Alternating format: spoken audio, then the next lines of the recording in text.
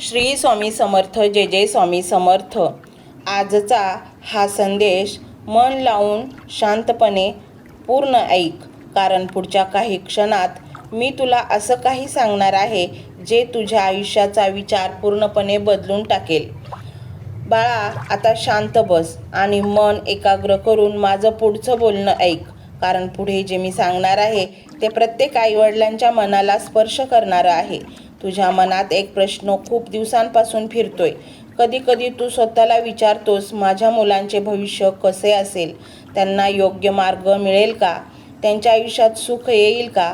बाळा, तू जेव्हा हा विचार करतोस तेव्हा तुझं मन थोडं घाबरतं, कारण आजचा काळ खूप वेगाने बदलत आहे. जगात अनेक प्रकारची संकटे आहेत, वाईट सवयी आहेत, वाईट संगत आहे आणि म्हणूनच प्रत्येक आईवडिलांच्या मनात मुलांबद्दल चिंता असते.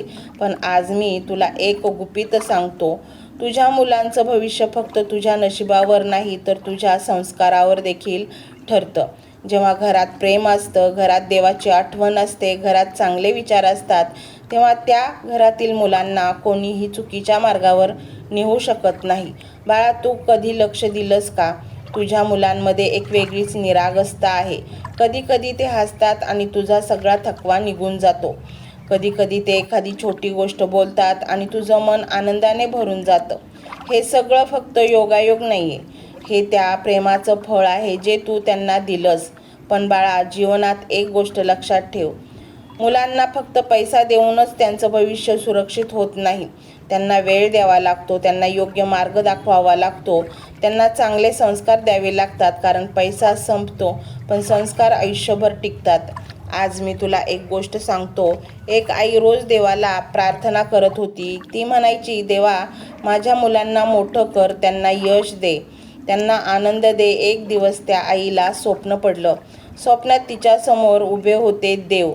हसून म्हणाले, तू रोज माझ्याकडे मागतेस, पण तुला माहीत आहे का, मी तुझ्या मुलांना आधीच एक मोठी भेट दिली. आई आश्चर्यचकित झाली. ती म्हणाली, देवा, कोणती भेट? देव म्हणाले, मी त्यांना तुझ्यासारखी आई दिली आहे. बाळा, हे वाक्य खूप मोठं आहे, कारण जेव्हा मुलांना चांगले आई वडील मिळतात तेव्हा त्यांच्या आयुष्याचा मार्ग आपोआप चांगला बनतो. आज मी तुला सांगतो, तुझ्या मुलांच्या आयुष्यात काही वेळा अडचणी येतील, कधी ते चुकतील, कधी ते पडतील, पण त्या प्रत्येक वेळी तुझं प्रेम त्यांना पुन्हा उभं करेल. आई, कारण आईवडिलांचं प्रेम हे जगातील सर्वात मोठं संरक्षण आहे आणि त्याहूनही मोठं संरक्षण म्हणजे देवाचा आशीर्वाद. बाळा, आजपासून एक गोष्ट लक्षात ठेव, तुझ्या मुलांबद्दल भीती ठेवू नकोस. त्यांच्यासाठी दररोज एक छोटी प्रार्थना कर. फक्त एवढं म्हण, स्वामी, माझ्या मुलांना योग्य मार्ग दाखवा, त्यांच्या आयुष्यात प्रकाश द्या, त्यांना चांगलं मन द्या. ही प्रार्थना खूप मोठा चमत्कार घडवते, कारण जेव्हा आई वडील मनापासून प्रार्थना करतात तेव्हा त्या मुलांच्या आयुष्यात वाईट शक्ती जवळ येऊ शकत नाही. बाळा, आणखी एक गोष्ट सांगतो, कधी कधी तुझ्या मुलांच्या आयुष्यात अचानक चांगले बदल दिसतील, त्यांना चांगले मित्र मिळतील, त्यांना चांगल्या संध्या मिळतील. हे सगळं फक्त नशीब नाही, हा देवाचा आशीर्वाद असतो. आणि जेव्हा देव एखाद्या मुलाच्या पाठीशी उभा राहतो तेव्हा त्या मुलाचं भविष्य कोणीही अडवू शकत नाही. म्हणूनच बाळा, आजपासून भीती सोड, कारण पुढच्या भागात मी तुला एक असा संकेत सांगणार आहे, जो संकेत की तुझ्या घरावर मोठा आशीर्वाद येणार आहे. जेव्हा तो आशीर्वाद येतो तेव्हा घरातील प्रत्येक मुलाचं नशीब बदलायला सुरुवात होते. बाळा, आता पुढे जे होणार आहे ते सर्व काही चांगलेच होणार आहे आणि त्यामुळे तुला काहीतरी करावं लागेल तुझ्या जीवनामध्ये चांगलं घडण्यासाठी. आणि तुला हेच करायचं आहे की हा जो मंत्र आहे ना, तो तू संपूर्ण ऐकायचा आहे, अर्धवट सोडायचा नाही. मग बघ, तुझ्या मुलांच्या आयुष्यात सगळं काही सुरक्षित आणि चांगलंच घडत राहील. फक्त मंत्र अर्धवट ऐकू नको, कारण अर्धवट भक्ती स्वामींना मान्य नाही. मंत्र मोबाईलवर लावायचा आहे, डोळे घट्ट मिटून घ्यायचे आहेत, डोळ्यांसमोर स्वामींची मूर्ती आणायची आहे आणि स्वामींना प्रार्थना करायची आहे. हे स्वामी महाराजा, माझे हे संकट दूर कर, माझी ही इच्छा पूर्ण कर, माझे कुटुंब सुखासमाधानाने राहू देत. मंडळी, स्वामी हे भक्तवत्सल आहेत. ते भक्तांवर खूप प्रेम करतात. त्यांनी आपल्या भक्तांना बाळ मानलेले आहे आणि आई बाळाची इच्छा तर पूर्ण करणारच. त्यामुळे स्वामी तुम्हाला नक्कीच मदत करतील. मंडळी, एवढं सगळं करायला अर्धा मिनिट खूप झाला आणि एवढा वेळ तर तुमच्याकडे असेलच. बाकीचा सर्व व्हिडिओ तुम्ही मोबाईलवर सोडून द्या. तो त्याची पॉझिटिव्हिटी पसरवत राहील. तुम्ही दैनंदिनी कामं करता करता त्या मंत्राचे श्रवण करा आणि मनातल्या मनात जप देखील करा. फायदा नक्कीच होईल. ही डिजिटल सेवा आहे. आज या व्हिडिओच्या माध्यमातून स्वामींचे विचार तुमच्यापर्यंत पोहोचले आहेत. जर तुम्हाला मनापासून वाटत असेल की या विचारांनी तुमच्या मनाला उभारी दिली आहे, तुम्हाला जगण्याचे बळ दिले आहे, तर तुम्ही सुद्धा या ज्ञान यज्ञात आपली समिधा अर्पण करू शकता. पूर्वी लोक मंदिरात जाऊन दानपेटीमध्ये गुप्तदान करत असत, कारण गुप्तदानाचे फळ अनंत असते. आजच्या युगात व्हिडिओच्या खाली जे सुपर थँक्सचे बटन आहे ते एका डिजिटल दानपेटी सारखेच आहे. जर तुमची इच्छा असेल आणि तुमची परिस्थिती असेल तर यथाशक्ती, मग ती रक्कम कितीही छोटी असो वा मोठी, तुम्ही या सुपर थँक्सच्या माध्यमातून स्वामींच्या कार्यासाठी अर्पण करू शकता. हे पैसे कोणाच्या वैयक्तिक फायद्यासाठी नाही, तर हे विचार, ही सकारात्मक ऊर्जा अशाच लाखो दुःखी लोकांपर्यंत पोहोचवण्यासाठी वापरली जातील. लक्षात ठेवा, सक्ती नाही तर भक्ती महत्वाची आहे. ज्याला वाटतं की स्वामींनी मला मार्ग दाखवला म्हणून कृतज्ञता म्हणून मी हे फुल ना फुलाची पाकळी अर्पण करतो, त्यांनीच या बटनावर क्लिक करून आपले योगदान द्यावे. तुमची ही छोटीशी मदत कोणाचे तरी आयुष्य बदलणाऱ्या व्हिडिओच्या निर्मितीसाठी मोलाचे ठरेल. तसेच या व्हिडिओला लाईक करणे म्हणजे केवळ एक बटन दाबणे नव्हे, तर या सकारात्मक ऊर्जेला दुजोरा देणे आहे. जेव्हा तुम्ही लाईक करता तेव्हा तुमची विश्वाला सांगता की हो, माझा स्वामींवर विश्वास आहे. आणि शेअर करणे म्हणजे काय, तर पुण्य वाढणे. जर तुम्हाला वाटत असेल की तुमच्या एखाद्या मित्राला, नातेवाईकाला किंवा ओळखीच्या व्यक्तीला सध्या आधाराची गरज आहे, तर त्यांना हा व्हिडिओ नक्की पाठवा. कदाचित तुमचे एक शेअर करण्याचे कर्म त्यांना आत्महत्येसारख्या विचारांपासून परावृत्त करू शकेल किंवा त्यांना नैराश्यातून बाहेर काढेल. पुण्य फक्त अन्नदानानेच नाही तर विचारदानाने सुद्धा मिळते. म्हणून संकोच न करता हा व्हिडिओ तुमच्या जवळच्या लोकांपर्यंत पोहोचवावा. आणि हो, स्वामींच्या या दरबारात रोज हजेरी लावण्यासाठी चॅनलला सबस्क्राईब करा व बेल आयकॉनचे बटन देखील प्रेस करा. जेव्हा स्वामींचा संदेश येईल तेव्हा सर्वात आधी तो तुमच्यापर्यंत पोहोचेल.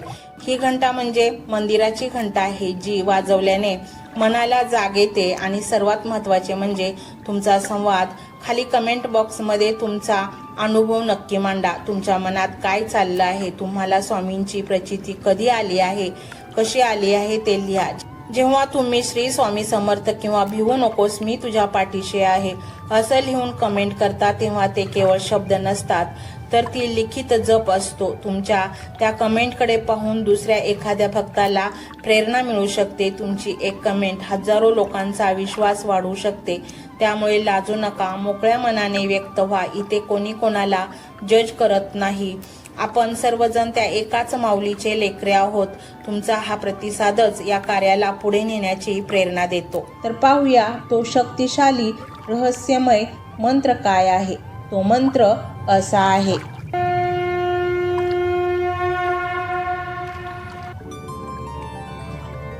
ओम श्री स्वामी समर्थाय वरदहस्ताय धनदेयी नमः. ओम श्री स्वामी समर्थाय वरदहस्ताय धनदेयी नमः. ओम श्री स्वामी समर्थाय वरदहस्ताय धनदेयी नमः. ओम श्री स्वामी समर्थाय वरदहस्ताय धनदेयी नमः. ओम श्री स्वामी समर्थाय वरदहस्ताय धनदेयी नमः. ओम श्री स्वामी समर्थाय वरदहस्ताय धनदेयी नमः. ओम श्री स्वामी समर्थाय वरदहस्ताय धनदेयी नमः. ओम श्री स्वामी समर्थाय वरदहस्ताय धनदेयी नमः. ओम श्री स्वामी समर्थाय वरदहस्ताय धनदेई नमः। ओम श्री स्वामी समर्थाय वरदहस्ताय धनदेई नमः। ओम श्री स्वामी समर्थाय वरदहस्ताय धनदेई नमः। ओम श्री स्वामी समर्थाय वरदहस्ताय धनदेई नमः। ओम श्री स्वामी समर्थाय वरदहस्ताय धनदेई नमः। ओम श्री स्वामी समर्थाय वरदहस्ताय धनदेई नमः। ओम श्री स्वामी समर्थाय वरदहस्ताय धनदेई नमः। ओम श्री स्वामी समर्थाय वरदहस्ताय धनदेई नमः। ओम श्री स्वामी समर्थाय वरदहस्ताय धनदेई नमः। ओम श्री स्वामी समर्थाय वरदहस्ताय धनदेई नमः। ओम श्री स्वामी समर्थाय वरदहस्ताय धनदेई नमः। ओम श्री स्वामी समर्थाय वरदहस्ताय धनदेई नमः। ओम श्री स्वामी समर्थाय वरदहस्ताय धनदेई नमः। ओम श्री स्वामी समर्थाय वरदहस्ताय धनदेई नमः। ओम श्री स्वामी समर्थाय वरदहस्ताय धनदेई नमः। ओम श्री स्वामी समर्थाय वरदहस्ताय धनदेई नमः। ओम श्री स्वामी समर्थाय वरदहस्ताय धनदेई नमः। ओम श्री स्वामी समर्थाय वरदहस्ताय धनदेई नमः। ओम श्री स्वामी समर्थाय वरदहस्ताय धनदेई नमः। ओम श्री स्वामी समर्थाय वरदहस्ताय धनदेई नमः। ओम श्री स्वामी समर्थाय वरदहस्ताय धनदेई नमः। ओम श्री स्वामी समर्थाय वरदहस्ताय धनदेई नमः। ओम श्री स्वामी समर्थाय वरदहस्ताय धनदेई नमः। ओम श्री स्वामी समर्थाय वरदहस्ताय धनदेई नमः। ओम श्री स्वामी समर्थाय वरदहस्ताय धनदेई नमः। ओम श्री स्वामी समर्थाय वरदहस्ताय धनदेई नमः। ओम श्री स्वामी समर्थाय वरदहस्ताय धनदेई नमः। ओम श्री स्वामी समर्थाय वरदहस्ताय धनदेई नमः। ओम श्री स्वामी समर्थाय वरदहस्ताय धनदेई नमः। ओम श्री स्वामी समर्थाय वरदहस्ताय धनदेई नमः। ओम श्री स्वामी समर्थाय वरदहस्ताय धनदेई नमः। ओम श्री स्वामी समर्थाय वरदहस्ताय धनदेई नमः। ओम श्री स्वामी समर्थाय वरदहस्ताय धनदेई नमः। ओम श्री स्वामी समर्थाय वरदहस्ताय धनदेई नमः। ओम श्री स्वामी समर्थाय वरदहस्ताय धनदेई नमः। ओम श्री स्वामी समर्थाय वरदहस्ताय धनदेई नमः। ओम श्री स्वामी समर्थाय वरदहस्ताय धनदेई नमः। ओम श्री स्वामी समर्थाय वरदहस्ताय धनदेई नमः। ओम श्री स्वामी समर्थाय वरदहस्ताय धनदेई नमः। ओम श्री स्वामी समर्थाय वरदहस्ताय धनदेई नमः। ओम श्री स्वामी समर्थाय वरदहस्ताय धनदेई नमः. ओम श्री स्वामी समर्थाय वरदहस्ताय धनदेई नमः. ओम श्री स्वामी समर्थाय वरदहस्ताय धनदेई नमः. ओम श्री स्वामी समर्थाय वरदहस्ताय धनदेई नमः. ओम श्री स्वामी समर्थाय वरदहस्ताय धनदेई नमः. ओम श्री स्वामी समर्थाय वरदहस्ताय धनदेई नमः. ओम श्री स्वामी समर्थाय वरदहस्ताय धनदेई नमः. ओम श्री स्वामी समर्थाय वरदहस्ताय धनदेई नमः. ओम श्री स्वामी समर्थाय वरदहस्ताय धनदेई नमः. ओम श्री स्वामी समर्थाय वरदहस्ताय धनदेई नमः. ओम श्री स्वामी समर्थाय वरदहस्ताय धनदेई नमः. ओम श्री स्वामी समर्थाय वरदहस्ताय धनदेई नमः. ओम श्री स्वामी समर्थाय वरदहस्ताय धनदेई नमः.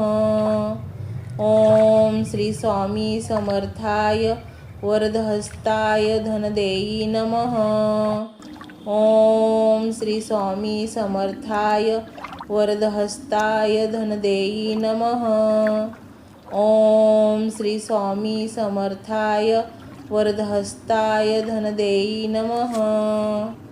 ओम श्री स्वामी समर्थाय वरदहस्ताय धनदेई नमः. ओम श्री स्वामी समर्थाय वरदहस्ताय धनदेई नमः. ओम श्री स्वामी समर्थाय वरदहस्ताय धनदेई नमः. ओम श्री स्वामी समर्थाय वरदहस्ताय धनदेई नमः. ओम श्री स्वामी समर्थाय वरदहस्ताय धनदेई नमः. ओम श्री स्वामी समर्थाय वरदहस्ताय धनदेई नमः. ओम श्री स्वामी समर्थाय वरदहस्ताय धनदेई नमः. ओम श्री स्वामी समर्थाय वरदहस्ताय धनदेई नमः. ओम श्री स्वामी समर्थाय वरदहस्ताय धनदेई नमः. ओम श्री स्वामी समर्थाय वरदहस्ताय धनदेई नमः. ओम श्री स्वामी समर्थाय वरदहस्ताय धनदेई नमः. ओम श्री स्वामी समर्थाय वरदहस्ताय धनदेई नमः. ओम श्री स्वामी समर्थाय वरदहस्ताय धनदेई नमः. ओम श्री स्वामी समर्थाय वरदहस्ताय धनदेई नमः. ओम श्री स्वामी समर्थाय वरदहस्ताय धनदेई नमः. ओम श्री स्वामी समर्थाय वरदहस्ताय धनदेई नमः. ओम श्री स्वामी समर्थाय वरदहस्ताय धनदेई नमः. ओम श्री स्वामी समर्थाय वरदहस्ताय धनदेई नमः. ओम श्री स्वामी समर्थाय वरदहस्ताय धनदेई नमः. ओम श्री स्वामी समर्थाय वरदहस्ताय धनदेई नमः. ओम श्री स्वामी समर्थाय वरदहस्ताय धनदेई नमः. ओम श्री स्वामी समर्थाय वरदहस्ताय धनदेई नमः. ओम श्री स्वामी समर्थाय वरदहस्ताय धनदेई नमः. ओम श्री स्वामी समर्थाय वरदहस्ताय धनदेई नमः। ओम श्री स्वामी समर्थाय वरदहस्ताय धनदेई नमः। ओम श्री स्वामी समर्थाय वरदहस्ताय धनदेई नमः। ओम श्री स्वामी समर्थाय वरदहस्ताय धनदेई नमः। ओम श्री स्वामी समर्थाय वरदहस्ताय धनदेई नमः।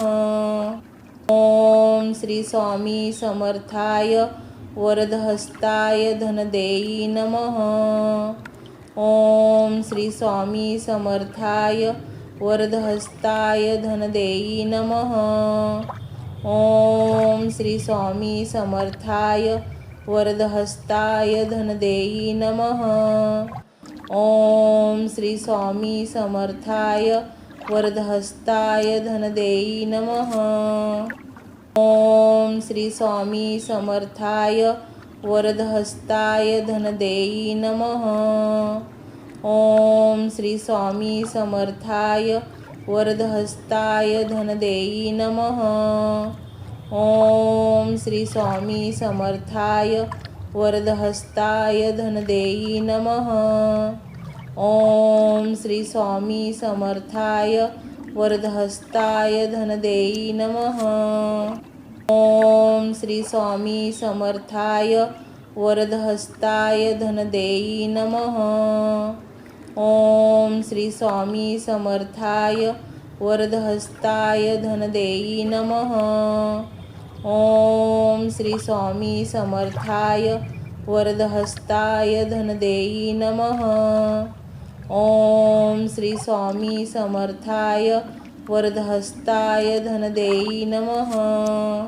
ओम श्री स्वामी समर्थाय वरदहस्ताय धनदेई नमः। ओम श्री स्वामी समर्थाय वरदहस्ताय धनदेई नमः। ओम श्री स्वामी समर्थाय वरदहस्ताय धनदेई नमः। ओम श्री स्वामी समर्थाय वरदहस्ताय धनदेई नमः। ओम श्री स्वामी समर्थाय वरदहस्ताय धनदेई नमः। ओम श्री स्वामी समर्थाय वरदहस्ताय धनदेई नमः।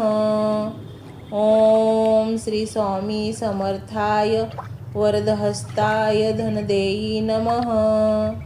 ओम श्री स्वामी समर्थाय वरदहस्ताय धनदेई नमः। ओम श्री स्वामी समर्थाय वरदहस्ताय धनदेई नमः। ओम श्री स्वामी समर्थाय वरदहस्ताय धनदेई नमः। ओम श्री स्वामी समर्थाय वरदहस्ताय धनदेई नमः। ओम श्री स्वामी समर्थाय वरदहस्ताय धनदेई नमः। ओम श्री स्वामी समर्थाय वरदहस्ताय धनदेई नमः। ओम श्री स्वामी समर्थाय वरदहस्ताय धनदेई नमः। ओम श्री स्वामी समर्थाय वरदहस्ताय धनदेई नमः। ओम श्री स्वामी समर्थाय वरदहस्ताय धनदेई नमः। ओम श्री स्वामी समर्थाय वरदहस्ताय धनदेई नमः। ओम श्री स्वामी समर्थाय वरदहस्ताय धनदेई नमः।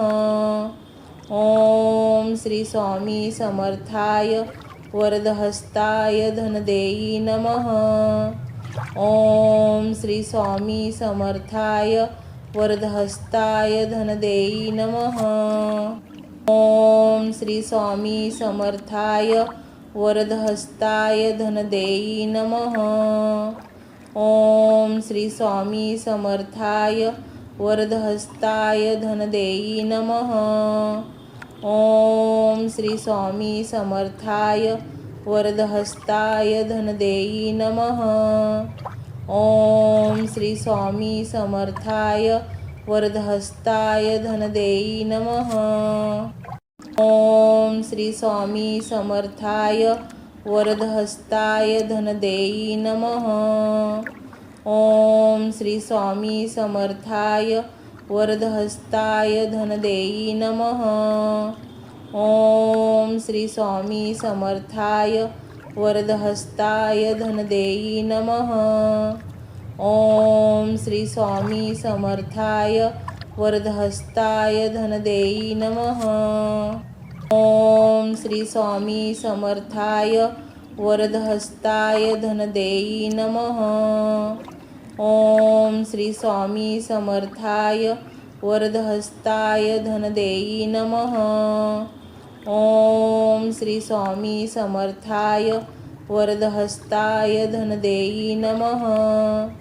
ओम श्री स्वामी समर्थाय वरदहस्ताय धनदेई नमः। ओम श्री स्वामी समर्थाय वरदहस्ताय धनदेई नमः।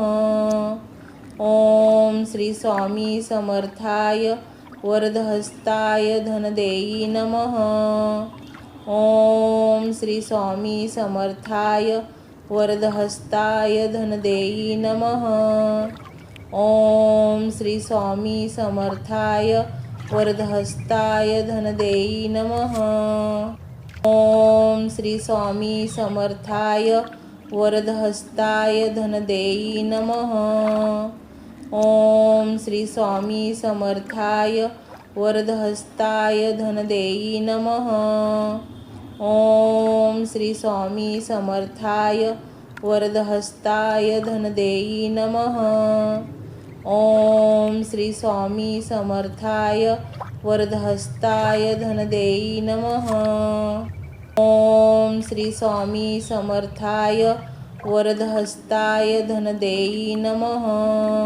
ओम श्री स्वामी समर्थाय वरदहस्ताय धनदेई नमः।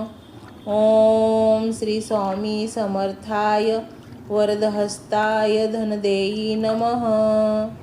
ओम श्री स्वामी समर्थाय वरदहस्ताय धनदेई नमः। ओम श्री स्वामी समर्थाय वरदहस्ताय धनदेई नमः। ओम श्री स्वामी समर्थाय वरदहस्ताय धनदेई नमः। ओम श्री स्वामी समर्थाय वरदहस्ताय धनदेई नमः।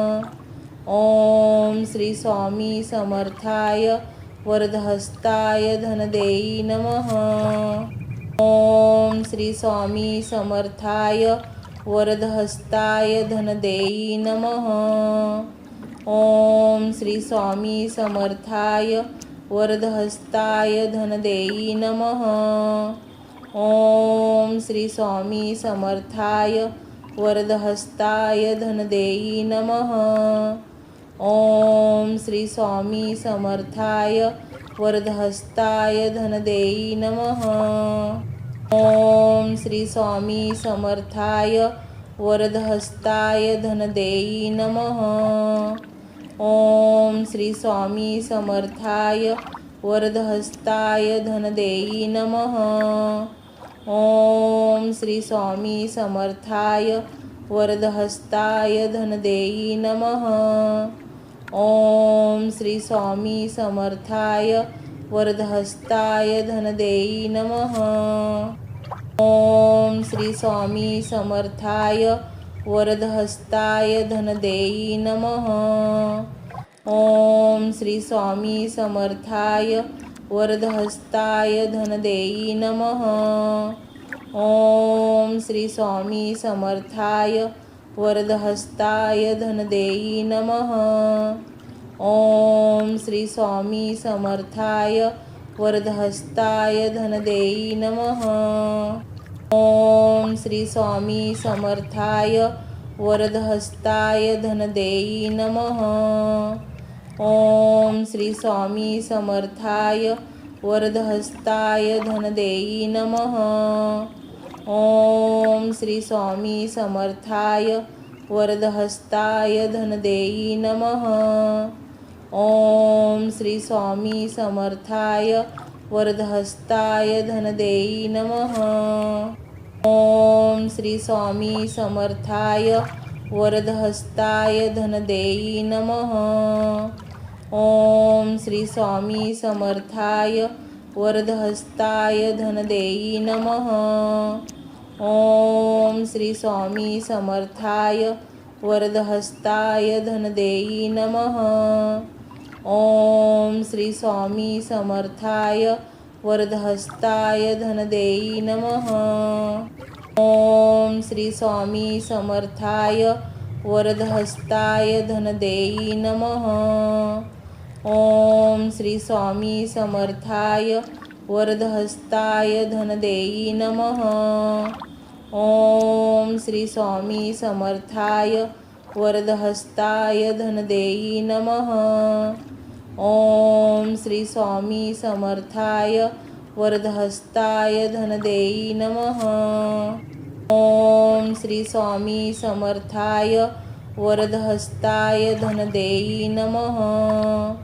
ओम श्री स्वामी समर्थाय वरदहस्ताय धनदेई नमः.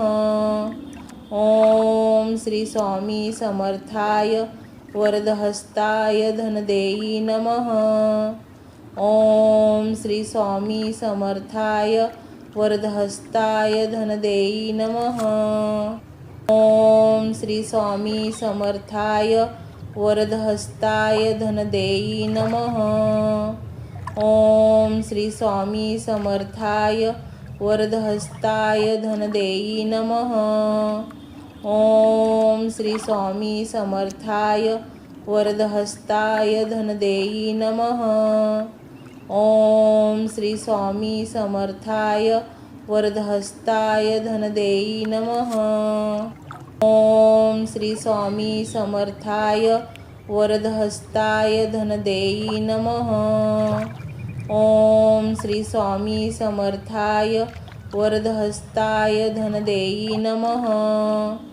ओम श्री स्वामी समर्थाय वरदहस्ताय धनदेई नमः. ओम श्री स्वामी समर्थाय वरदहस्ताय धनदेई नमः. ओम श्री स्वामी समर्थाय वरदहस्ताय धनदेई नमः. ओम श्री स्वामी समर्थाय वरदहस्ताय धनदेई नमः. ओम श्री स्वामी समर्थाय वरदहस्ताय धनदेई नमः. ओम श्री स्वामी समर्थाय वरदहस्ताय धनदेई नमः. ओम श्री स्वामी समर्थाय वरदहस्ताय धनदेई नमः. ओम श्री स्वामी समर्थाय वरदहस्ताय धनदेई नमः. ओम श्री स्वामी समर्थाय वरदहस्ताय धनदेई नमः. ओम श्री स्वामी समर्थाय वरदहस्ताय धनदेई नमः. ओम श्री स्वामी समर्थाय वरदहस्ताय धनदेई नमः. ओम श्री स्वामी समर्थाय वरदहस्ताय धनदेई नमः. ओम श्री स्वामी समर्थाय वरदहस्ताय धनदेई नमः. ओम श्री स्वामी समर्थाय वरदहस्ताय धनदेई नमः. ओम श्री स्वामी समर्थाय वरदहस्ताय धनदेई नमः. ओम श्री स्वामी समर्थाय वरदहस्ताय धनदेई नमः. ओम श्री स्वामी समर्थाय वरदहस्ताय धनदेई नमः. ओम श्री स्वामी समर्थाय वरदहस्ताय धनदेई नमः. ओम श्री स्वामी समर्थाय वरदहस्ताय धनदेई नमः. ओम श्री स्वामी समर्थाय वरदहस्ताय धनदेई नमः. ओम श्री स्वामी समर्थाय वरदहस्ताय धनदेही नमः. ओम श्री स्वामी समर्थाय वरदहस्ताय धनदेही नमः. ओम श्री स्वामी समर्थाय वरदहस्ताय धनदेही नमः. ओम श्री स्वामी समर्थाय वरदहस्ताय धनदेही नमः. ओम श्री स्वामी समर्थाय वरदहस्ताय धनदेही नमः. ओम श्री स्वामी समर्थाय वरदहस्ताय धनदेही नमः. ओम श्री स्वामी समर्थाय वरदहस्ताय धनदेही नमः. ओम श्री स्वामी समर्थाय वरदहस्ताय धनदेही नमः. ओम श्री स्वामी समर्थाय वरदहस्ताय धनदेही नमः. ओम श्री स्वामी समर्थाय वरदहस्ताय धनदेही नमः. ओम श्री स्वामी समर्थाय वरदहस्ताय धनदेही नमः. ओम श्री स्वामी समर्थाय वरदहस्ताय धनदेही नमः. ओम श्री स्वामी समर्थाय वरदहस्ताय धनदेही नमः. ओम श्री स्वामी समर्थाय वरदहस्ताय धनदेही नमः. ओम श्री स्वामी समर्थाय वरदहस्ताय धनदेही नमः. ओम श्री स्वामी समर्थाय वरदहस्ताय धनदेही नमः. ओम श्री स्वामी समर्थाय वरदहस्ताय धनदेही नमः. ओम श्री स्वामी समर्थाय वरदहस्ताय धनदेही नमः. ओम श्री स्वामी समर्थाय वरदहस्ताय धनदेही नमः. ओम श्री स्वामी समर्थाय वरदहस्ताय धनदेही नमः. ओम श्री स्वामी समर्थाय वरदहस्ताय धनदेही नमः. ओम श्री स्वामी समर्थाय वरदहस्ताय धनदेही नमः. ओम श्री स्वामी समर्थाय वरदहस्ताय धनदेही नमः. ओम श्री स्वामी समर्थाय वरदहस्ताय धनदेही नमः. ओम श्री स्वामी समर्थाय वरदहस्ताय धनदेही नमः. ओम श्री स्वामी समर्थाय वरदहस्ताय धनदेही नमः. ओम श्री स्वामी समर्थाय वरदहस्ताय धनदेही नमः. ओम श्री स्वामी समर्थाय वरदहस्ताय धनदेही नमः.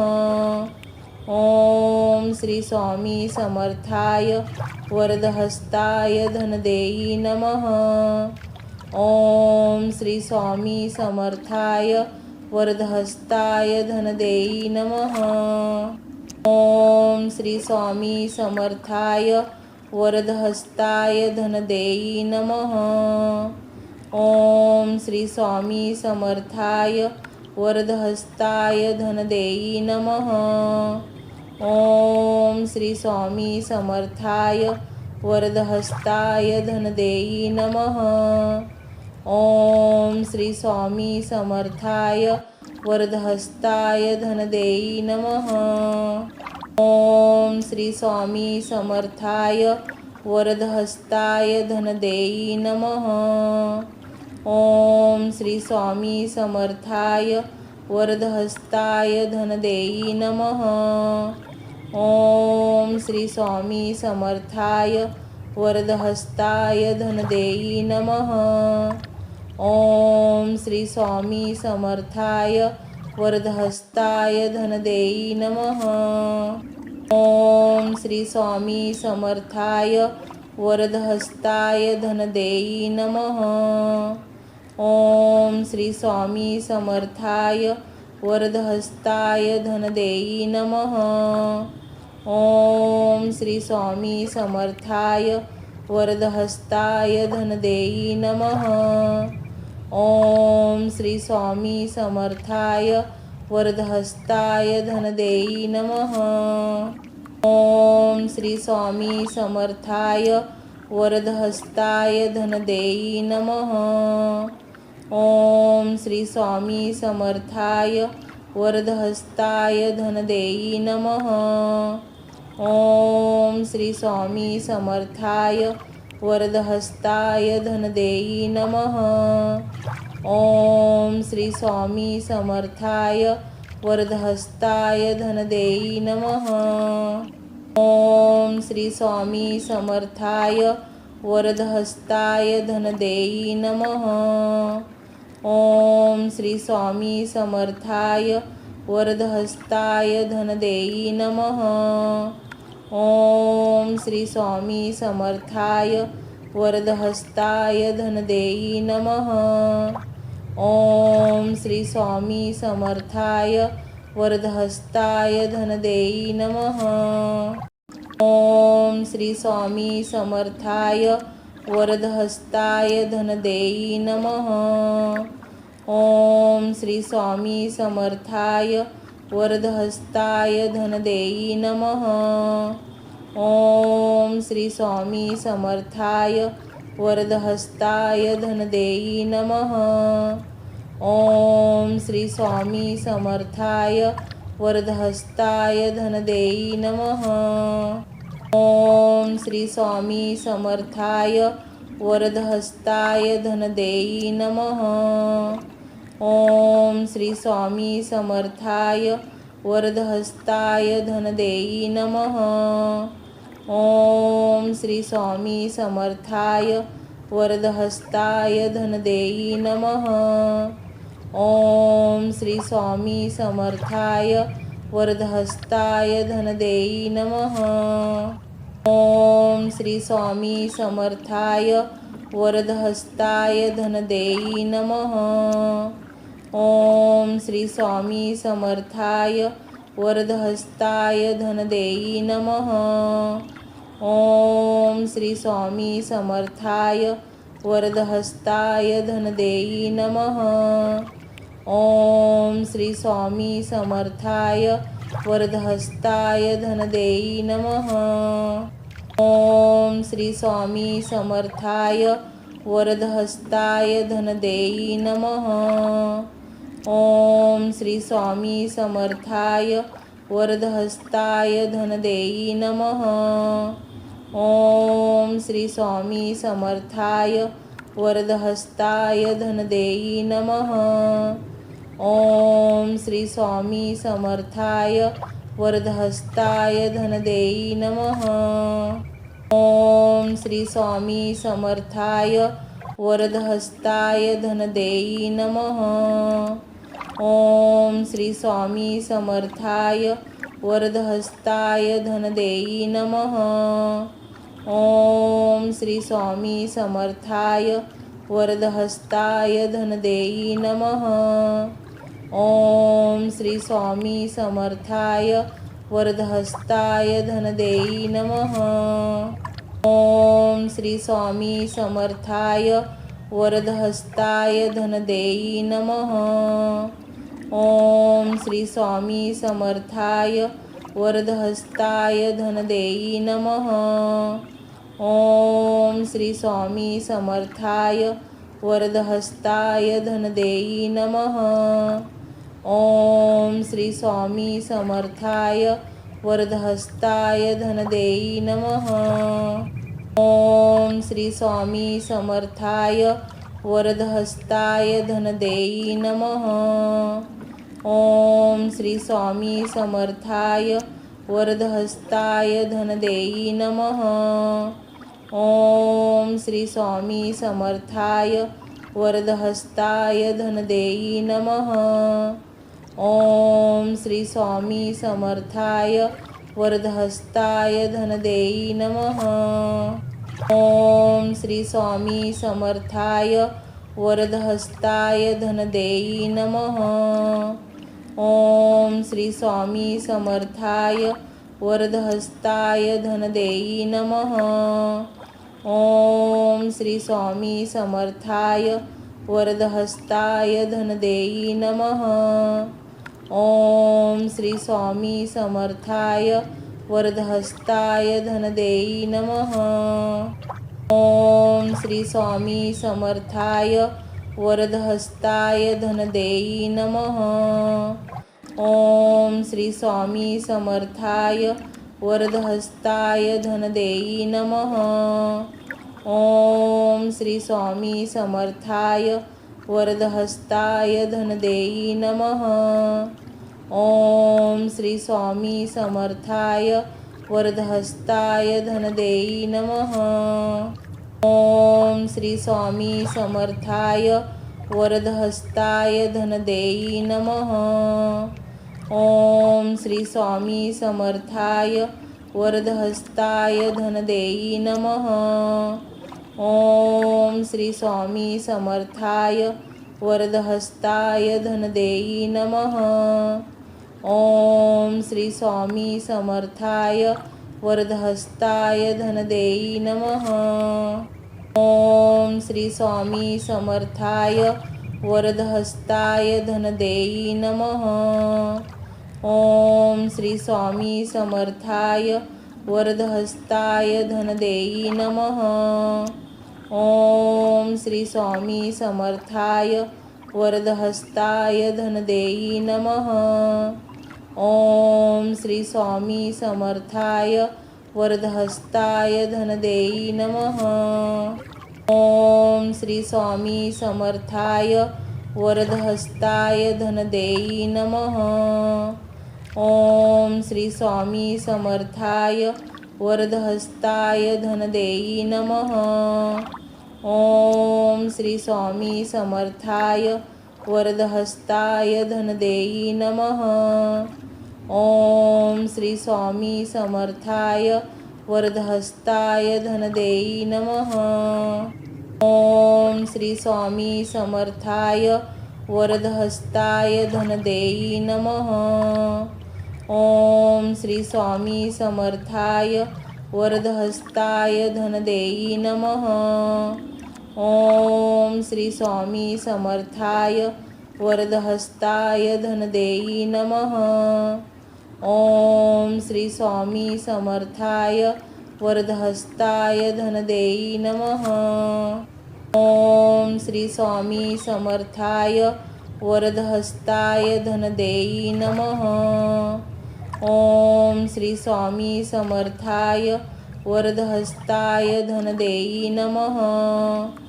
ओम श्री स्वामी समर्थाय वरदहस्ताय धनदेई नमः। ओम श्री स्वामी समर्थाय वरदहस्ताय धनदेई नमः। ओम श्री स्वामी समर्थाय वरदहस्ताय धनदेई नमः। ओम श्री स्वामी समर्थाय वरदहस्ताय धनदेई नमः। ओम श्री स्वामी समर्थाय वरदहस्ताय धनदेई नमः। ओम श्री स्वामी समर्थाय वरदहस्ताय धनदेई नमः। ओम श्री स्वामी समर्थाय वरदहस्ताय धनदेई नमः। ओम श्री स्वामी समर्थाय वरदहस्ताय धनदेई नमः। ओम श्री स्वामी समर्थाय वरदहस्ताय धनदेई नमः। ओम श्री स्वामी समर्थाय वरदहस्ताय धनदेई नमः। ओम श्री स्वामी समर्थाय वरदहस्ताय धनदेई नमः। ओम श्री स्वामी समर्थाय वरदहस्ताय धनदेई नमः। ओम श्री स्वामी समर्थाय वरदहस्ताय धनदेई नमः। ओम श्री स्वामी समर्थाय वरदहस्ताय धनदेई नमः। ओम श्री स्वामी समर्थाय वरदहस्ताय धनदेई नमः. ओम श्री स्वामी समर्थाय वरदहस्ताय धनदेई नमः. ओम श्री स्वामी समर्थाय वरदहस्ताय धनदेई नमः. ओम श्री स्वामी समर्थाय वरदहस्ताय धनदेई नमः. ओम श्री स्वामी समर्थाय वरदहस्ताय धनदेई नमः. ओम श्री स्वामी समर्थाय वरदहस्ताय धनदेई नमः. ओम श्री स्वामी समर्थाय वरदहस्ताय धनदेई नमः. ओम श्री स्वामी समर्थाय वरदहस्ताय धनदेई नमः. ओम श्री स्वामी समर्थाय वरदहस्ताय धनदेई नमः. ओम श्री स्वामी समर्थाय वरदहस्ताय धनदेई नमः. ओम श्री स्वामी समर्थाय वरदहस्ताय धनदेई नमः. ओम श्री स्वामी समर्थाय वरदहस्ताय धनदेई नमः. ओम श्री स्वामी समर्थाय वरदहस्ताय धनदेई नमः. ओम श्री स्वामी समर्थाय वरदहस्ताय धनदेई नमः. ओम श्री स्वामी समर्थाय वरदहस्ताय धनदेई नमः. ओम श्री स्वामी समर्थाय वरदहस्ताय धनदेई नमः. ओम श्री स्वामी समर्थाय वरदहस्ताय धनदेई नमः. ओम श्री स्वामी समर्थाय वरदहस्ताय धनदेई नमः. ओम श्री स्वामी समर्थाय वरदहस्ताय धनदेई नमः. ओम श्री स्वामी समर्थाय वरदहस्ताय धनदेई नमः. ओम श्री स्वामी समर्थाय वरदहस्ताय धनदेई नमः. ओम श्री स्वामी समर्थाय वरदहस्ताय धनदेई नमः. ओम श्री स्वामी समर्थाय वरदहस्ताय धनदेई नमः. ओम श्री स्वामी समर्थाय वरदहस्ताय धनदेई नमः. ओम श्री स्वामी समर्थाय वरदहस्ताय धनदेई नमः. ओम श्री स्वामी समर्थाय वरदहस्ताय धनदेई नमः. ओम श्री स्वामी समर्थाय वरदहस्ताय धनदेई नमः. ओम श्री स्वामी समर्थाय वरदहस्ताय धनदेई नमः.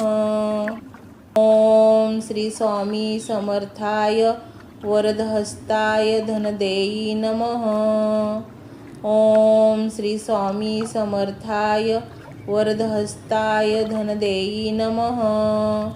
ओम श्री स्वामी समर्थाय वरदहस्ताय धनदेई नमः. ओम श्री स्वामी समर्थाय वरदहस्ताय धनदेई नमः. ओम श्री स्वामी समर्थाय वरदहस्ताय धनदेई नमः. ओम श्री स्वामी समर्थाय वरदहस्ताय धनदेई नमः. ओम श्री स्वामी समर्थाय वरदहस्ताय धनदेई नमः. ओम श्री स्वामी समर्थाय वरदहस्ताय धनदेई नमः. ओम श्री स्वामी समर्थाय वरदहस्ताय धनदेई नमः. ओम श्री स्वामी समर्थाय वरदहस्ताय धनदेई नमः. ओम श्री स्वामी समर्थाय वरदहस्ताय धनदेई नमः. ओम श्री स्वामी समर्थाय वरदहस्ताय धनदेई नमः. ओम श्री स्वामी समर्थाय वरदहस्ताय धनदेई नमः. ओम श्री स्वामी समर्थाय वरदहस्ताय धनदेई नमः. ओम श्री स्वामी समर्थाय वरदहस्ताय धनदेई नमः. ओम श्री स्वामी समर्थाय वरदहस्ताय धनदेई नमः. ओम श्री स्वामी समर्थाय वरदहस्ताय धनदेई नमः. ओम श्री स्वामी समर्थाय वरदहस्ताय धनदेई नमः. ओम श्री स्वामी समर्थाय वरदहस्ताय धनदेई नमः. ओम श्री स्वामी समर्थाय वरदहस्ताय धनदेई नमः. ओम श्री स्वामी समर्थाय वरदहस्ताय धनदेई नमः. ओम श्री स्वामी समर्थाय वरदहस्ताय धनदेई नमः. ओम श्री स्वामी समर्थाय वरदहस्ताय धनदेई नमः. ओम श्री स्वामी समर्थाय वरदहस्ताय धनदेई नमः.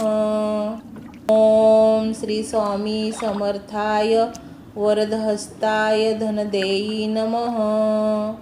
ओम श्री स्वामी समर्थाय वरदहस्ताय धनदेई नमः.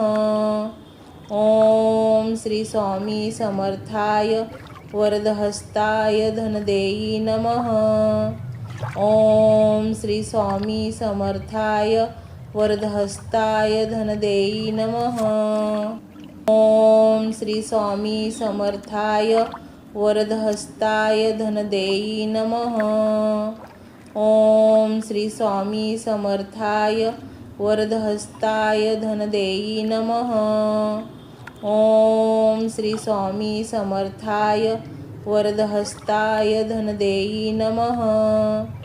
ओम श्री स्वामी समर्थाय वरदहस्ताय धनदेई नमः.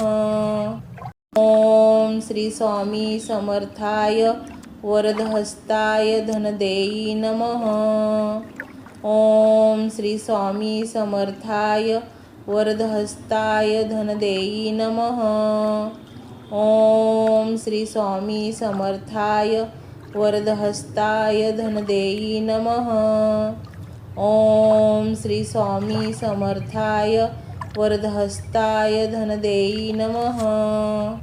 ओम श्री स्वामी समर्थाय वरदहस्ताय धनदेई नमः. ओम श्री स्वामी समर्थाय वरदहस्ताय धनदेई नमः. ओम श्री स्वामी समर्थाय वरदहस्ताय धनदेई नमः. ओम श्री स्वामी समर्थाय वरदहस्ताय धनदेई नमः. ओम श्री स्वामी समर्थाय वरदहस्ताय धनदेई नमः. ओम श्री स्वामी समर्थाय वरदहस्ताय धनदेई नमः.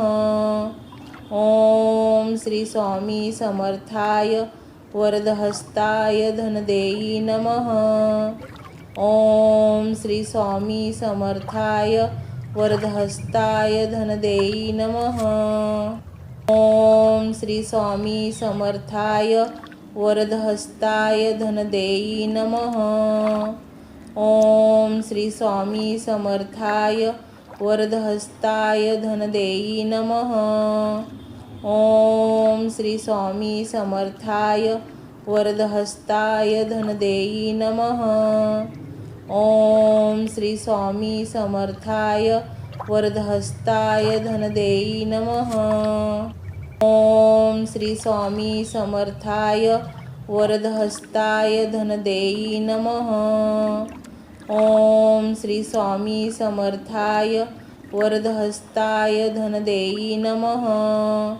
ओम श्री स्वामी समर्थाय वरदहस्ताय धनदेई नमः.